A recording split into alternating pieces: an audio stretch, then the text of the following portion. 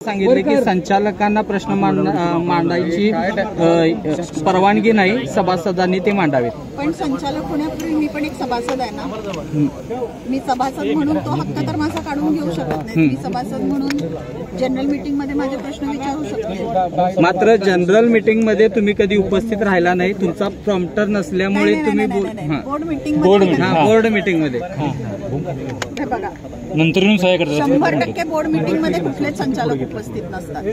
सगळ्यांना जमतच असं नाही। गोकुळ दूध संचालिका या जबाबदारीपेक्षा म्हणजे या जबाबदारी आणि त्याच्यानंतर माझ्या पक्षाची पण जबाबदारी माझ्याकडे आहे। त्यामुळं कधी कधी मीटिंगला गैरहजर असते, नाही म्हणणार नाही मी, पण त्याचबरोबर सगळेच संचालकांचा कोरम पूर्ण असतो असंही नाही। ज्याला ज्यावेळेस काम असेल त्यावेळेस तो गैरहजर राहतो। 100% कुठल्याही संचालकांची हजेरी असते असं कधीच कुठल्याच मला वाटते सहकारी संस्थांच्या बाबतीत होत नाही। पण असो तरी पण जर त्यांना असं म्हणायचं असेल की मी 70% गैरहजर असते आणि मी प्रश्न विचारत नाही बोर्डामध्ये, तर माझी एक संचालक म्हणून त्यांना विनंती असेल की इथनं पुढच्या सगळ्या संचालक मीटिंग ज्या होतील त्या कॅमेरामध्ये त्यांनी इन कॅमेरा घ्याव्यात।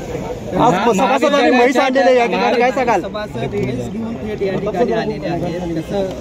त्यांच्या भावना योग्य आहेत। जर तुम्ही 50 लिटरची अट रद्द केली तर याचा अर्थ आहे की तुम्ही 10 लिटर घालणाऱ्या संस्थेला सुद्धा उद्या गोकुळचं सभासद करून घेणार। हेच मी काल माझ्या पत्रकार परिषदेमध्ये सुद्धा मांडलं। 1000 लिटर दूध घालणारी संस्था आणि 10 लिटर दूध घालणारी संस्था या दोघांनाही मताचे अधिकार दिले तर ते चुकीचं होणार आहे। यापूर्वीही गोकुळला 50 लिटरपेक्षा कमी दूध घालणाऱ्या संस्था दूध घालत होत्या, पण त्यांना ब वर्ग सभासदत्व देत होतो, ज्याच्याशी फक्त आपला गोकुळचा आर्थिक व्यवहार राहत होता।